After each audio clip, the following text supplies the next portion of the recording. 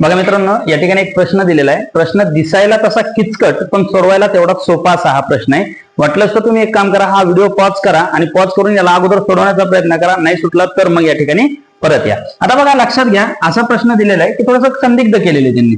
225 वर्ग वजा 1. आता या ठिकाणी वजाचं चिन्ह दिलंय. आपल्याकडे एक सूत्र आहे, ए वर्ग वजा बी वर्ग बरोबर एका कंसात यांची बेरीज आणि दुसऱ्या कंसात यांची वजाबाकी. मग आपण काय करू, 225 अधिक 1 एका कंसात आणि 225 वजा 1 एका कंसात. बरोबर. आता खाली बघा, इथं प्लस दिले, प्लस दिल्यामुळे हा रूल आपल्याला वापरता येणार नाही. मग आपण काय करू, 15चा वर्ग करू. 15चा वर्ग किती, 225 प्लस 1.